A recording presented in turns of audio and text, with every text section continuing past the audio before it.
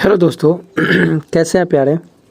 चलिए आशा करता हूँ कि अच्छे होंगे। ठीक है, आज क्लास 10th वाले एनसीईआरटी बुक को लेकर के आए हैं। ठीक है, ये है आपका राजनीतिक शास्त्र यानी पॉलिटिकल साइंस। पॉलिटिकल साइंस में ये पहला आपको जो दिखाई दे रहा होगा, ये आपको दिखाई दे रहा होगा, पहला चैप्टर है, अध्याय 1 है सत्ता में साझेदारी। ठीक ना, सत्ता में साझेदारी यानी यूँ कहूँ तो लोकतंत्र। ठीक ना,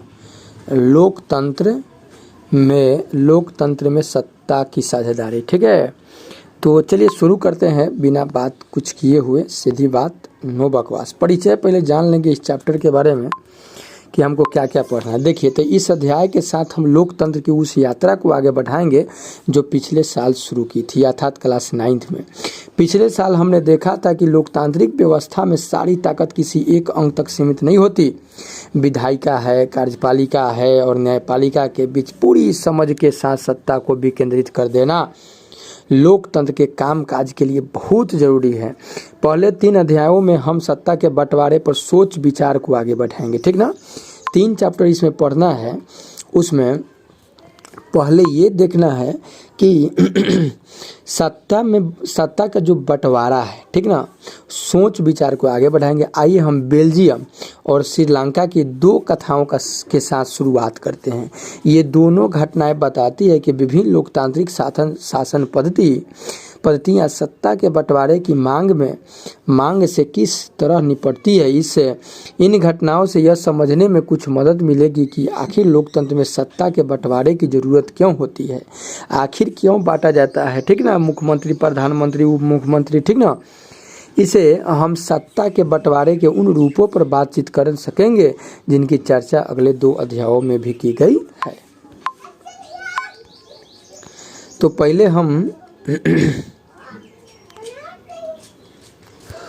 पहले हम जानेंगे बेल्जियम और श्रीलंका में लोकतंत्र। ठीक ना, देखिए, बेल्जियम यूरोप का एक छोटा सा देश है, यूरोप महादेश में आने वाला एक देश है और यह एक छोटा सा देश है।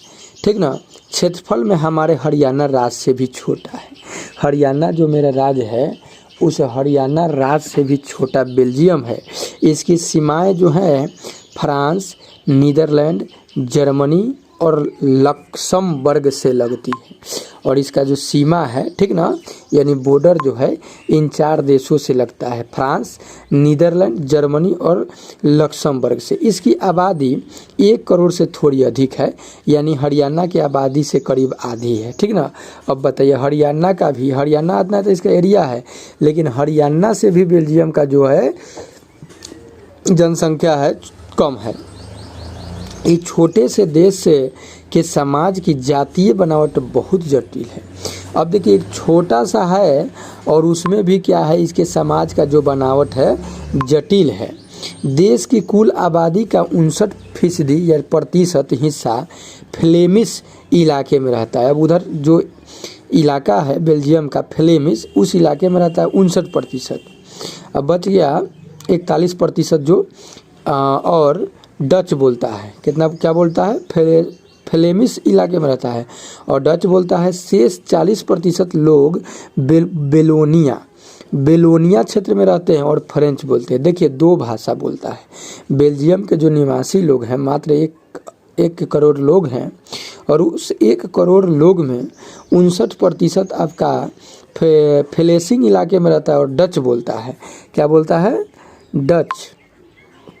ओके, और 40% जो लोग हैं बेलोनिया में रहता है और ये क्या बोलता है, फ्रेंच बोलता है।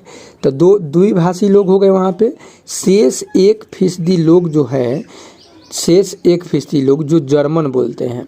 राजधानी ब्रुसेल्स, बेल्जियम की राजधानी कहाँ है, ब्रुसेल्स के 80% लोग फ्रेंच बोलते हैं और 20% जो लोग डच बोलते हैं। अब देखिए,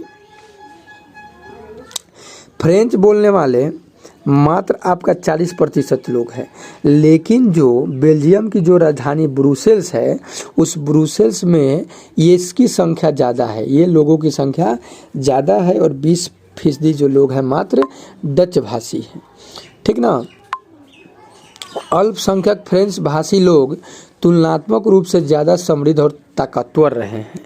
अब देखिए, संख्या कम है और ताकतवर ज़्यादा है।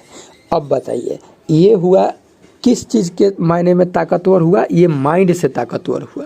ठीक है, हमारे देश में भी देखा जाए तो मात्र 15% जो लोग हैं अपर कास्ट से बिलोंग करते हैं और 85% जो लोग हैं, ठीक ना, और निम्न कैटेगरी से बिलोंग करते हैं। और इनकी संख्या ज़्यादा है, फिर भी ये ताकतवर नहीं है, फिर भी इन पे जुल्म किया जाता है, जो आगे हम पढ़ेंगे। ठीक है, और ये जुल्म जो होता है कई रूपों में होता है, ऐसी नहीं कि 15% ही 85 पर शासन कर रहा है। ठीक है, हमारे देश जो है विविधताओं से पूरा भरा हुआ देश है। ठीक है, तो ताकतवर है। अच्छा बताइए, सीधी सी बात मैं बोलूँ, एक परिवार में 4 लड़का और एक परिवार में 10 लड़का, तो आप ज़रा बताइए कि 4 लड़का वाला सुखी संपन्न होगा कि 10 वाला?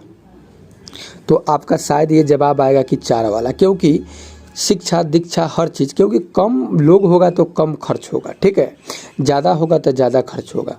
ओके, और जानने करते हैं, को कहावत है कि ढेर जोगी मठ के उजाड़ होता है।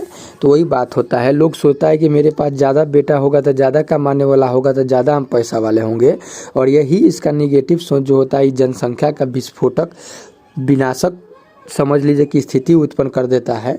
ठीक है, और आगे जा कर के समस्या ही समस्या है। अब अपने देश में ही देख लिया जाए, इतना सारा जनसंख्या है।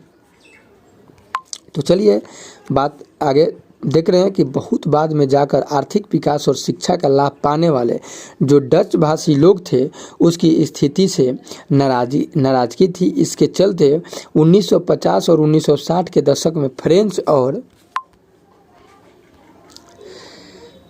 और डच बोलने वाले समूहों के बीच तनाव बढ़ने लगा।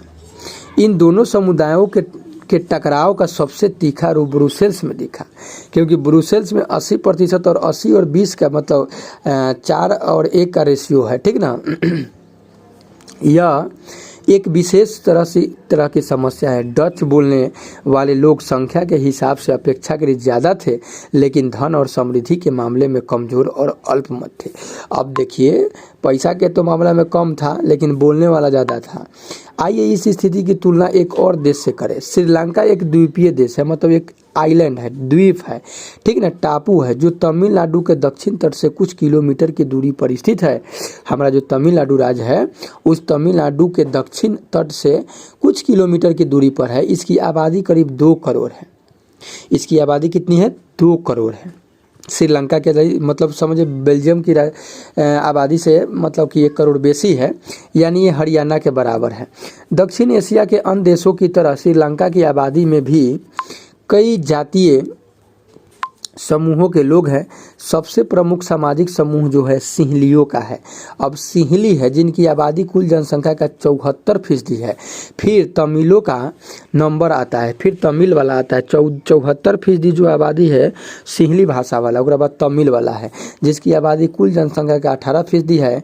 तमिलों में भी 2 समूह है, एगो श्रीलंकाई मूल का, और देखेंगे यहाँ पे कुछ टर्म है, समझते।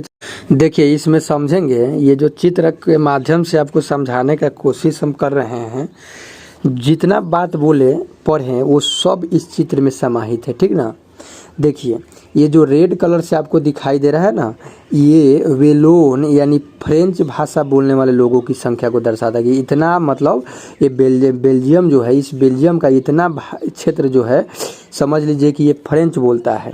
और ये जो आपको दिखाई दे रहा है ये पीला नहीं है पूरा, ठीक ना, ये जो है डच भाषा है। ये किस भाषा का बोलने वाले लोग हैं? डच भाषा है। ठीक ना, ये सब ये क्षेत्र डच भाषी है, और ये वाला जो क्षेत्र आपको दिखाई दे रहा है ये आपका फ्रेंच बोलता है लोग। और बहुत कम मात्रा, मतलब 1% जो बोला है, ये वाला जो देख रहे हैं आप, ये जर्मन भाषा बोलने वाले हैं। और ये राजधानी है, बेल्जियम की राजधानी ब्रुसेल्स है। ये ब्रुसेल्स में इसकी राजधानी है। ठीक है, ब्रुसेल्स इसकी क्या है? राजधानी है। तो देख लीजिए, मतलब ये है आपका 59% बोलने वाला, ये है 40%, और ये मात्र 1% है। ठीक ना, तो ये है। उसके बाद बात बोले और भेद खोले, इसको समझ लेंगे कि इसमें क्या कहा जा रहा है। इसमें देखिए, इसमें कह रहा है कि एथनिक या जातीय, ऐसा सामाजिक विभाजन जिसमें हर समूह अपनी अपनी संस्कृति को अलग मानता है, यानी यह साझी संस्कृति पर आधारित सामाजिक विभाजन है। किसी भी जातीय समूह के सभी सदस्य मानते हैं कि उनकी उत्पत्ति समान पूर्वजों से हुई है, इसी कारण उनकी शारीरिक बनावट और संस्कृति एक जैसी है। जरूरी नहीं कि ऐसे समूह के सदस्य किसी एक धर्म के मानने वाले हो या उनकी राष्ट्रीयता एक हो। बात सही है। कुछ और भेद है इधर, इसे भी जान लीजिए। ये बोल रहा है कि मेरे दिमाग में सीधा सा समीकरण यह है कि सत्ता का बंटवारा, सत्ता के टुकड़े करना देश को कमज़ोर करना है। सत्ता का जो बंटवारा है, सत्ता का जो टुकड़ा करना है, मतलब देश को कमज़ोर करना है। हम इस बात की शुरुआत क्यों कर रहे हैं? हम इस बात से शुरुआत क्यों कर रहे हैं? ठीक है, इस बात को मतलब ये समझने की बात है। चलिए, तो आई होप मेरे प्यारे ये वाला बात समझ गए होंगे। एक पेज, ठीक है। नेक्स्ट पेज हम लेकर के आ रहे हैं अगले में। अगर आपका प्यार मिला इस वीडियो पे तो अगला लेकर के हम वीडियो आएंगे। तब तक ले मेरे प्यारे इजाज़त, take care and goodbye. Okay.